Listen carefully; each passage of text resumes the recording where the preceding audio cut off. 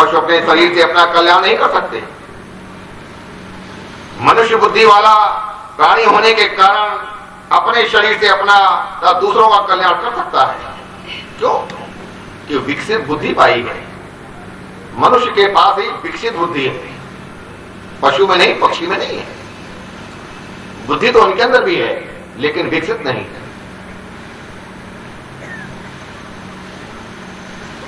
गुस्सा करने वाली, कुतर करने वाली धुंधली बुद्धि है। प्रत्येक घर में धुंधली होती है। धुंधली कथा में भी उधम मचाती है। दुधा बुद्धि, दुधा वृत्ति ये धुंधली है। ऐसी दुधा बुद्धि जब तक होती है तब तक आत्मशक्ति जागृत नहीं होती। दुधा वृत्ति, दुधा बुद्धि, पता नहीं कथा में जो बताया जा रहा सही है या नहीं है। दुधा बुद्धि, दुधा वृत्ति, संदेह व्यक्त कर रहा है।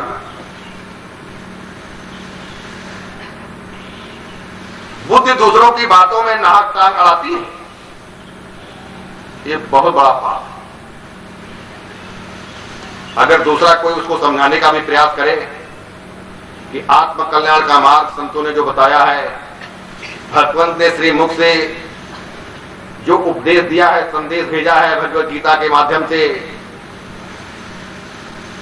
और धुंधली बुद्धि उसमें टांग अड़ाती है, विक्षेप करती है, विरोध करती है, ये सबसे बड़ा पाप। मैं कौन हूं? मैं कौन हूं? मेरा स्वामी कौन है? इसका विचार बुद्धि नहीं करती। धुंधली बुद्धि नहीं करती। धुंधली बुद्धि इसका विचार नहीं करती कि मैं कौन हूं,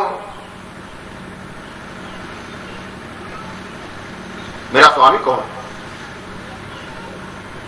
बुद्धि के साथ आत्मा का विवाह संबंध हुआ, किंतु जब तक उसे कोई महात्मा मिले, सत्संग ना हो, तब तक विवेक नहीं आता। बुद्धि के साथ आत्मा का विवाह संबंध तो हुआ है, किंतु जब तक उसे कोई महात्मा न मिले, सत्संग न मिले, महात्मा का जब तक सत्संग नहीं मिलेगा तब तक विवेक नहीं आता। विवेक रूपी पुत्र का जन्म नहीं होता। विवेक ही आत्मा का पुत्र है। बिनु सत्संग विवेक न होई, बिना सत्संग विवेक नहीं होता। सत्संग से ही विवेक जागृत होगा। अगर कोई अपने विवेक को जागृत करना चाहता है तो उसे नियमित सत्संग करने की आवश्यकता है। विमल विवेक महात्मा की कृपा प्रसाद का फल है। विमल विवेक महात्मा की कृपा प्रसाद का फल है। आत्मा और बुद्धि के संबंध से विवेक रूपी पुत्र का जन्म यदि नहीं होता तो संसार रूपी नदी में जीव डूब जाएगा और मर जाएगा। जिसके घर में विवेक रूपी पुत्र नहीं होता वो संसार रूपी नदी में डूब ही जाता है। इसी से तो आत्मा गंगा किनारे पर डूब मरने के लिए आता है। विवेक सत्संग से जागृत होता है। विवेक आत्मा को आमंत्रित करता है। स्वयं देव बनने की और दूसरों को देव बनाने की शक्ति आत्मा में है, किंतु इस आत्मशक्ति को जागृत करना है। हनुमान जी समर्थ थे, किंतु जामवन ने उनकी अपने स्वरूप का ज्ञान कराया, तब उन्हें अपने स्वरूप का ज्ञान हुआ। कहा चुप साध रहो बलवाना। आत्मशक्ति सत्संग से जागृत होती है। आत्मशक्ति सत्संग से जागृत होती है। सत्संग के बिना जीवन में दिव्यता आती नहीं। संत महात्मा द्वारा दिया गया विवेक रूपी फल बुद्धि को पसंद नहीं आता। संत महात्मा विवेक रूपी फल देते हैं, लड्डू पेड़ा नहीं देते हैं, बल्कि विवेक रूपी फल देते हैं। लेकिन बुद्धि को पसंद नहीं आता, क्योंकि बुद्धि तो लड्डू पेड़ा ही चाहती है या सांसारिक सुख चाहती है, सांसारिक भोग चाहती है। लेकिन संत महात्मा विवेक रूपी ही फल देते हैं, दूसरा अन्य कोई फल नहीं देते हैं। ऐसा कोई आशीर्वाद नहीं देते जिसकी आपसे की भोग शक्ति बढ़ जाए।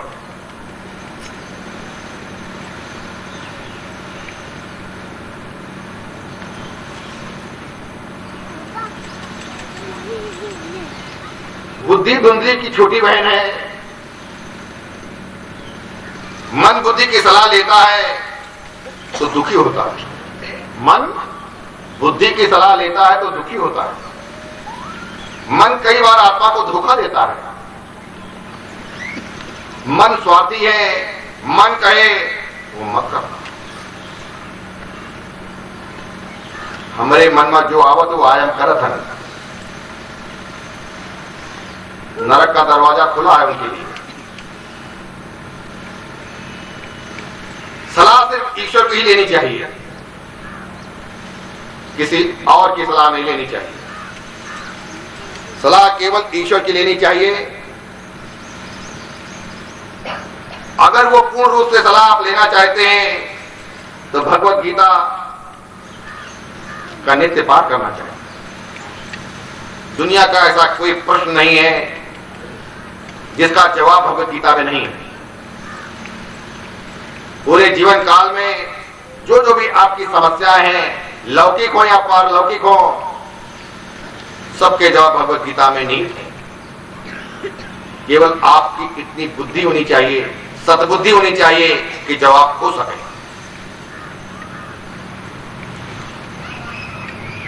कुछ विचार करो। आत्मदेव की आत्मा भोली है, उसे मन बुद्धि बार बार धोखा देते हैं। मन बुद्धि बार बार धोखा देते हैं, सबको देते हैं। मन की सलाह लो, आत्मदेव मन बुद्धि का छल समझ नहीं सका। मन और बुद्धि का छल समझ नहीं सका।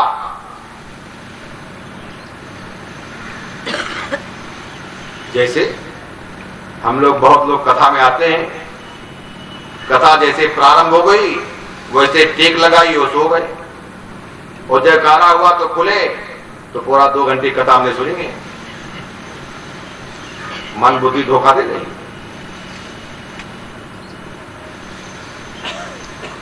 फल गाय को खिलाया, 2 अर्थात गाय, इंद्रिय भक्ति आदि अर्थ होता है। फल गाय को अर्थात इंद्रिय को खिलाया, फल गाय को अर्थात इंद्रिय को खिलाया। सूत्र जी समझाते हैं, सत्संग से तुरंत ही इंद्रियों को शुद्धि नहीं होती।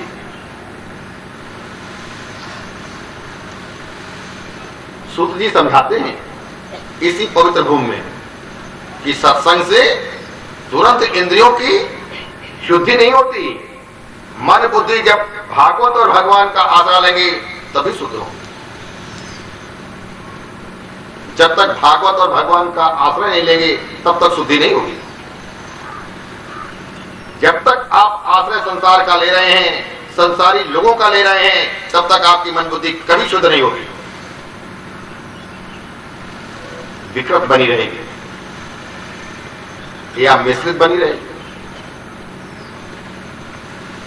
दुखकारी कौन है? सारा समय द्रव्य सुख और काम सुख का चिंतन करे वही धुंधकारी है। जिसके जीवन में धर्म नहीं किंतु काम सुख और द्रव्य सुख प्रधान है, वो पूर्ण धुंधकारी है। सूत्री सावधान करते हैं, कहते हैं कि बड़ा होने पर धुंधकारी 5 वैश्याओं में फंस जाता है 5 वैश्याओं में धुंधकारी फंस जाता है। जो 5 वैश्याओं में फंसे हैं वे सबके सब धुंधकारी हैं।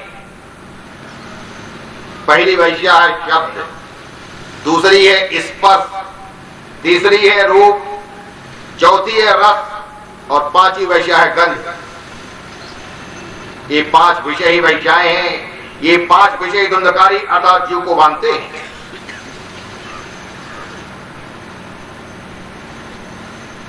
वो शव के हाथों से खाता था।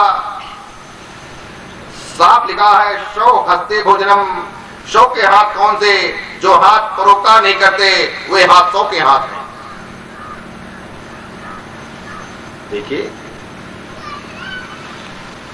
जब जीव की मृत्यु हो जाती है और उसके हाथ में आप कुछ रखें और उससे कहें कि वो हमको दे दे, तो 100 दे नहीं सकता है, 100 नहीं दे सकता है, क्योंकि 100 परोपकार कर ही नहीं सकता है, असंभव है। उसी प्रकार ये हाथ अगर परोपकार नहीं करते तो 100।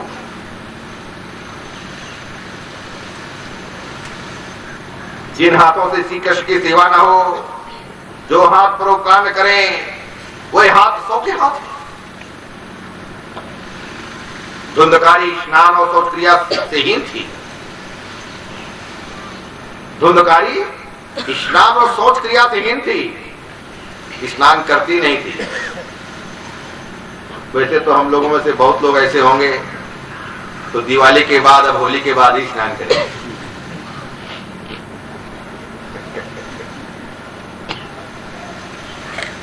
दिवाली और होली के बीच में स्नान की नौबत ही नहीं आती।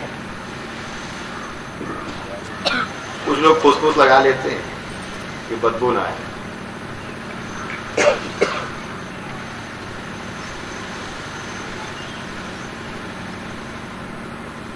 धुंधकारी कामी थी, अतः स्नान तो करता ही होगा, परंतु स्नान के बाद संध्या सेवा न करे वो स्नान व्यर्थ ही है। स्नान के बाद जो संध्या वंदन नहीं करता उसका स्नान व्यर्थ है, उसे पशु स्नान कहा जाता है। पशु स्नान करने के बाद कोई संध्या वंदन नहीं करता, चाहे भले ही पशु गंगा जी में स्नान कर रहा हो, लेकिन कोई संध्या वंदन नहीं करता। तो पशु स्नान है। जो भी स्नान के बाद संध्या वंदन नहीं करता वो पशु स्नान है। अतः कहा गया है कि स्नान करता ही नहीं था। जो संध्या वंदन नहीं करता स्नान कर ही नहीं रहा।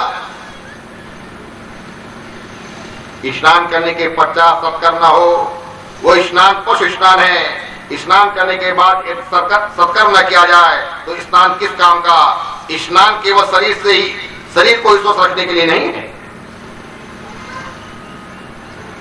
स्नान करने के बाद क्या क्या करना चाहिए?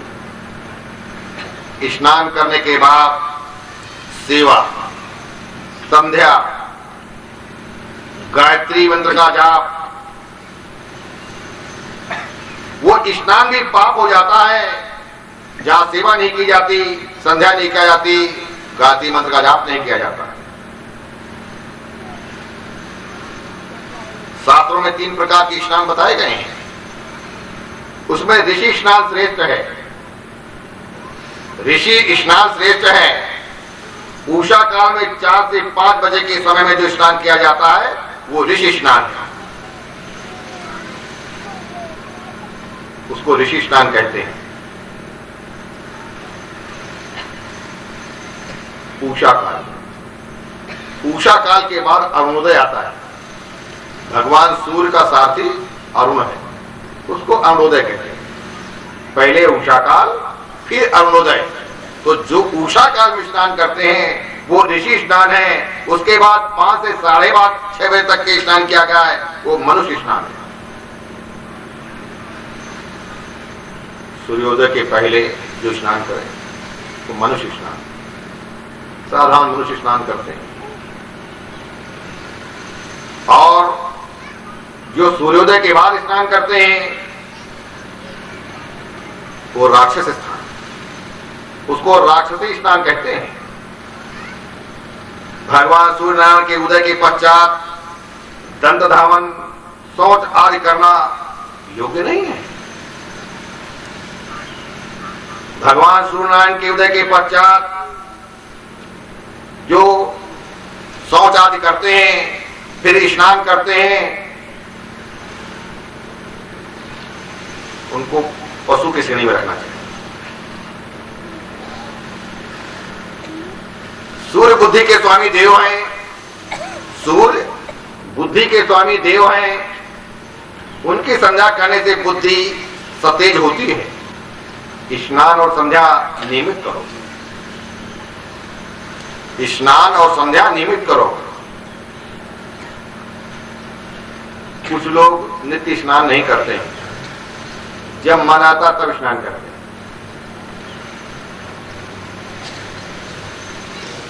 सम्यक ध्यान ही संध्या है। संध्या बंधन क्या है?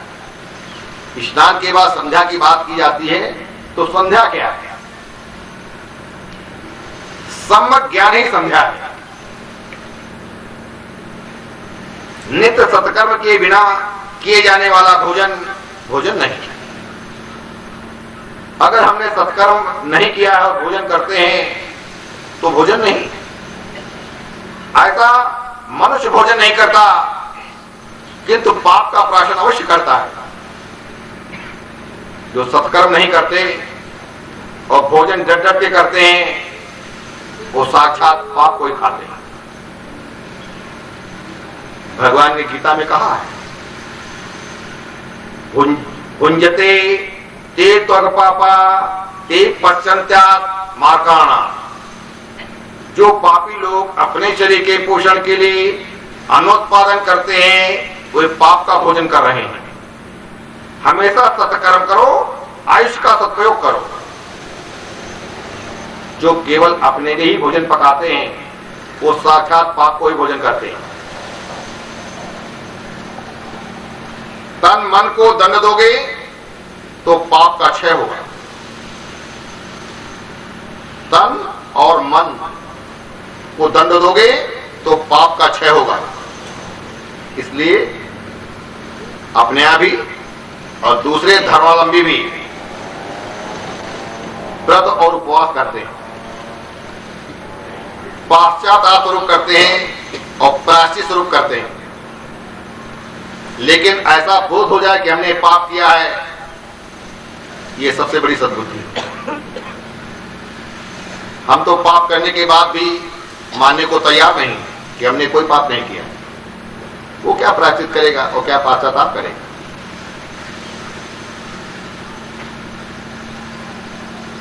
तन और मन को दंड दोगे तो पाप का क्षय होगा, पुण्य की वृद्धि होगी। अपने मन को आप स्वयं दंड नहीं देंगे तो कौन देगा?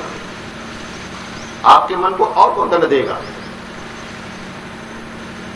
पुत्र के दुराचरण को देखकर आत्मदेव को ज्ञानी हुई। उसने सोचा कि वो पुत्र ही नहीं रहता तो अच्छा होता। धुंधकारी ने सारी संपत्ति का व्यय कर दिया, अब तो माता पिता को पीटने लगा। जो बालक अपने माता पिता को पीटते हैं, अपशब्द कहते हैं, कोई धुंधकारी। पिता के दुख को देखकर गोकर्ण पिता के पास आया। गोकर्ण पिता को वैराग का उपदेश देता है। पुत्र पिता को वैराग का उपदेश करते हैं। ये संसार असार है। गोकर्ण ने कहा अपने पिता से, ये संसार असार है, दुख रूप तथा मोह से बंधने वाला है। किसका पुत्र और धन भी किसका? संसार को बंध्यासुर की उपमा दी गई। संसार माया का पुत्र है, और जब माया मिथ्या है तो संसार वास्तविक कैसे हो सकता है? गोकर्ण आत्मदेव से कहता है, गोकर्ण अपने पिता आत्मदेव से कहता है कि तुम अब घर बार छोड़कर वनगमन करो, घर के मोह का अब त्याग करो, सबको समझ बूझ कर स्वयं छोड़ दो, नहीं तो काल बला छुड़ाएगा।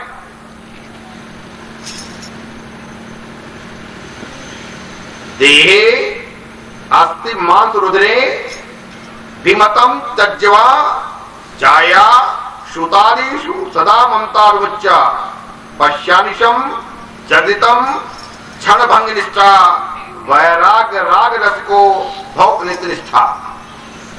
ये देह हाड़ मांस और रुधिर का पिंड है, इसे अपना मानना छोड़ दो, स्त्री पुत्रादि को ममता छोड़ो। ये संसार क्षणभंगुर है, इसमें से किसी भी वस्तु को स्थायी समझकर उसे राग मोह न करो, केवल वैराग के रसूख बनो और भगवान की भक्ति में डूब जाओ।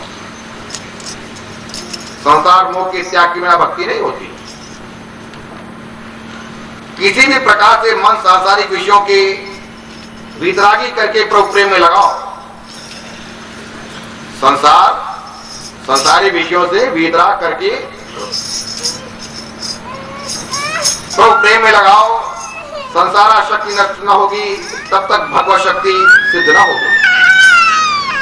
संसार के विषय में मत फंसे रहो, ठाकुर जी के चरणों में रहो। ये देह अपना नहीं, कारण ऐसे हम हमेशा रख नहीं सकेंगे तो और अपना होगा ही कौन। ये शरीर को भी हम सदैव नहीं रख सकेंगे।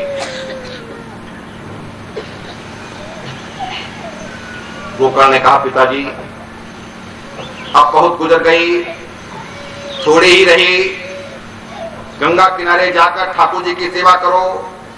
मन को विक्षेप होने पर उसे कृष्ण कृष्ण की कथा में लगाओ।